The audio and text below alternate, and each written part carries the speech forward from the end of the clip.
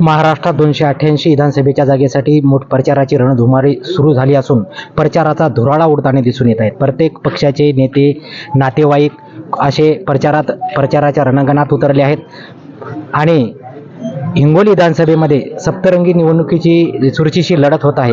परंतु आज हिंगोली विधानसभेमध्ये प्रचाराच्या अंतिम टप्प्यात पोहोचले असून आज माझ्यासोबत हिंगोली विधानसभा क्षेत्रातील गोरेगाव या राजकीय राजधानीत अपक्ष उमेदवार म्हणून राहिलेले डॉक्टर शिंदे, रमेश शिंदे हे माझ्यासोबत आहेत. आपण जाणून घेऊ की बाबा प्रचाराची म्हणजे कशी तुमची रणनीती आहे, काय अजेंडा घेऊन आले आहेत.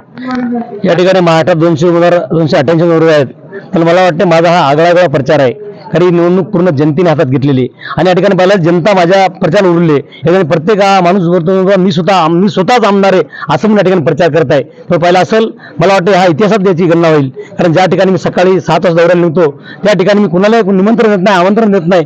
या ठिकाणी हजारोच्या संख्येने माझ्यासोबत संख्या आहे. आतापर्यंत मी जवळपास 159 गावं केलेली आहेत आणि पूर्ण हिंगोली आणि तुमची हिंगोली महानगरपालिका आणि नगरपंचायत शेनगाव हे सुरू झाले. त्यामुळे निश्चित तुमचे हे 2-3 गाव राहिले तर हे गाव आज संध्याकाळी संपणार आहेत. या ठिकाणी माझा विजय हा निश्चित आहे. कारण माहिती का सर्व तुमच्या आघाडी आणि युतींच्या यांच्या पायाखालची वाळू घसरली. यामुळे फक्त त्यांचं खोट्या बातम्या पसरवायचं काम चालू आहे. कारण पहिला असेल या ठिकाणी अमित शहा यांची सभा झाली आणि त्या अमित शहाच्या सभामध्ये काय केलं आलं, अपक्ष उमेदवार हा मॅनेज होणार आहे.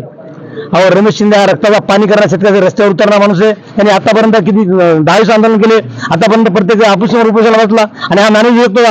अहो तुमच्या पायाखालची वाळू घसरून तुम्ही काही बडबडाले. अहो अमित शहा साहेब तुम्हाला मला सांगा, तुमचा 2 टर्मचा आमदार आहे, तुम्ही रिका झाला, तुम्हाला याची गरज काय आहे?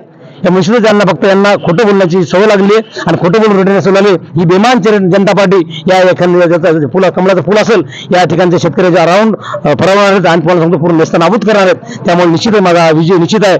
दुसरे उमेदवार पहिले असतील या ठिकाणचे आघाडीचे माननीय भैया पाटील गोरेगाव साहेब यांच्या मंडळी आमच्या ताई उभ्या आहेत, निश्चित यांचा सुद्धा हार निश्चित आहे. कारण पहिला असेल आज त्यांच्याकडे माणसं फिरायला नाहीत. या ठिकाणी यांच्या सभा घेत आहेत, त्यांचे भांडोत्री माणसं त्या ठिकाणी जमा करत आहेत. त्यामुळे विजय निश्चित आहे. कारण पहिला निष्क्रिय पूर्ण आज माझ्या स्पर्धेचे 4-5 उमेदवार असतील पूर्ण निष्क्रिय यांचं एकाच काम नाहीये. कारण पहिला असेल आतापर्यंत शेतकरी आंदोलन असेल, मराठा समाज आंदोलन असेल किंवा या ठिकाणी ओला दुष्काळ असेल किंवा नदी या ठिकाणी पाहिला असेल मागल्या 5-5 वर्षात पहिल्या वर्षात तुमची काय नदी या ठिकाणी रुद्ररूप धारण केलं होतं. या नदीवर एकही गेला नाही. आज पाहिलं तुम्ही सुद्धा सोबत होते तरी मी 5 दिवस त्या नदीच्या काढाने फिरलो, शेतकऱ्याच्या पिकात गेलो. म्हणजे या ठिकाणी ज्या स्पर्धेत एकही फिरलेलं नाही. त्यामुळे या ठिकाणी जनता यांना हात दाखवणार आहे आणि माझी निवडणुकी जनतेने आता घेतली. विजय आम्हाला निश्चित आहे.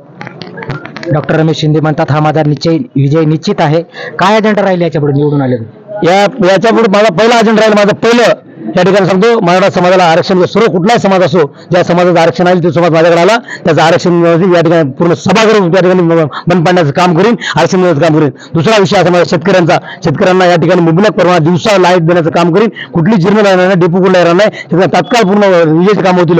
आणि तिसरा पत्र राहील तुम्हाला सांगतो मी, आज शेतकऱ्यांना कयाधुनी हिंगोली वाहती, ही कयाधुनी नदी धमनवाहिनी रक्तवाहिनी हिंगोली जिल्ह्याची एक जलवाहिनी, ही जलवाहिनी 12 ओली करेन. या ठिकाणी निश्चित तुम्ही या डोक्याला धरण उच्चारण कोड आहे या ठिकाणी वेल्डर धरणावर उंची वाढवून एक दावा काढला काय शांत बसणार नाही. त्या विधान माणसावर बसेल, माझा जीवाचे बरोबर रक्ताचं पाणी करीन, प्राणपत करीन, त्या ठिकाणी संघर्ष एवढा करीन त्या ठिकाणी या ठिकाणी कयाधुनी ओलीपेक्षा थांबणार नाही. आणि या ठिकाणी पाहिला असेल आज तुम्हाला सांगतो शेतकऱ्याच्या मालाचा प्रश्न आहे. आज शेतकरी रोजचा 1000 मरण जो जगत आहे, त्यामुळे शेतकऱ्यांच्या प्रश्नावर जो काही विषय असेल त्या ठिकाणी विधान भवनात प्रश्न मांडण्याशिवाय राहणार नाही. कारण पाहिला असेल माझी निवडणूक ज्या जनतेने हातात घेतली आणि माझा पूर्ण राहिलेलं माझं पूर्ण आयुष्य मी या जनतेसाठी देईन, हा माझा पूर्ण अजेंडा राहणार आहे. नक्कीच कुठेतरी हिंगोली विधानसभेच्या सर्वांगीण विकासासाठी पाऊल उचलण्याचं काम रमेश शिंदे करणार आहेत. आणि विधानसभेमध्ये सर्वसामान्याचा मराठ्याचं आरक्षण असो, शेतकऱ्याच्या मालाला भाव असो किंवा कयाधू नदीवरील बंधारे असो किंवा डावा कालवा असो, हे सर्व प्रश्न मी विधानसभेत मांडल्याशिवाय राहणार नाहीत असा ठाम निश्चय त्यांनी केला आहे. Gajanan Dhuldhole, Red News, Hingoli.